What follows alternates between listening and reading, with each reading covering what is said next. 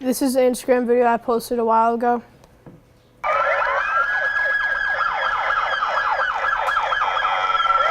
The guys on the motorcycle are Warrior Watch.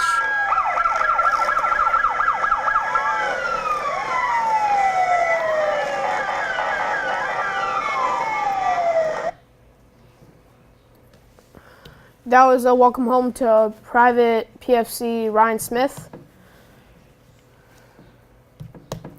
And let's start this. They took a bullet for us, now it's time to return the favor. Crack, crack, crack, bullets flying past your ears. Wood splintering everywhere. The medic rushing past you, running through gunfire to save your fallen friend. Then you're hit. You lift your arm up to see if there's an exit wound, and there is. You can see daylight. You're going to survive. The medic comes over and stuffs Quick Clot down it and wraps it in gauze. You see the Black Hawk come in and you throw your AR over your head and you're chanting USA, USA. Then you see the black rubber duffel bag fly up and you realize your friend is dead. The anger, the hate, the rage, it all overflows you. Now imagine coming home to a family that loves you and having to explain to a 5-year-old where his dad is going to be buried. That's the life of a vet. The suicide rate has gone up to 22, and the 1/4 stands for how many.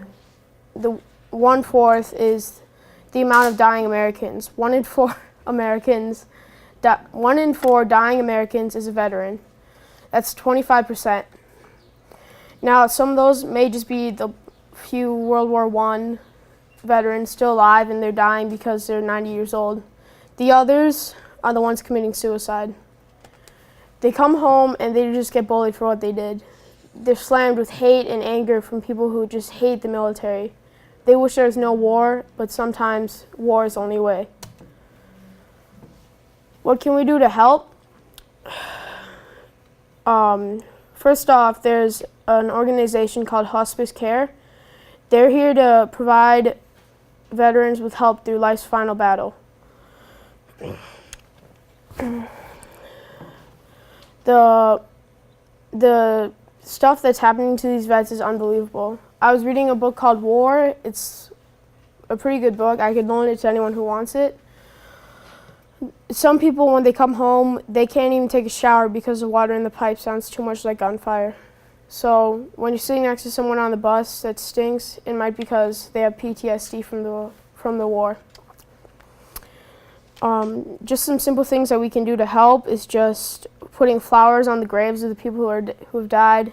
I'm sure most of you have been on that account where it's like Simply Kindness, and the guy goes to his friend's tombstone every year in the Vietnam veteran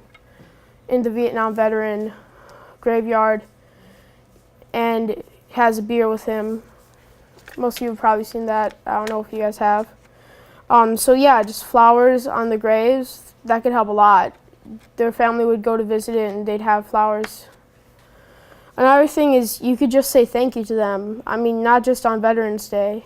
You could say thank you to someone who's got an Army shirt. You could say, hey, have you been in the Army? They'll probably say no, but my cousin or my brother has. You could say thank you for that.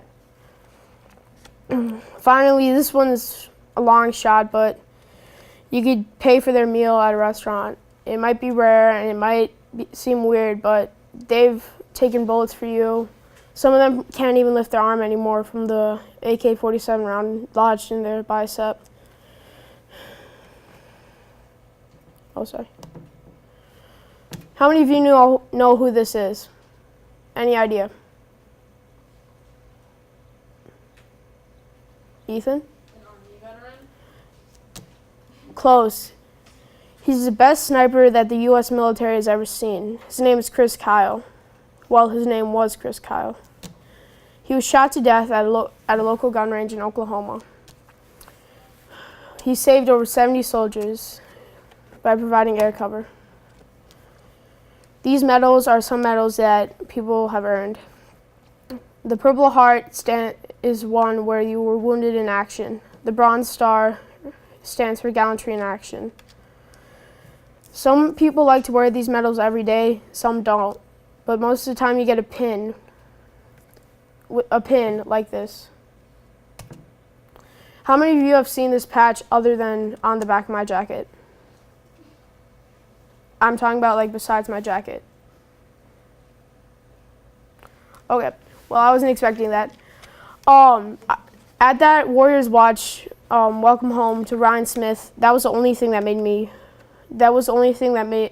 usually this patch separates me from everyone else. That was the only thing that made me the same. It showed that we were all patriots at that place. According to CNN, veterans aren't pests. I know this seems crazy, but they're not. They're people that have fought for our country and they deserve our respect. The recent government shutdown only hurt the vets. The politicians were buying new Lamborghinis when the veterans were struggling. Most of them only had blue-collar jobs, working as a busboy. They could hardly pay their rent in their apartment, and some of them even got evicted from the government shutdown. So a little help might be useful. I was up here today to tell you how to respect and honor veterans, and I'm pretty sure I did that. Thanks for your time.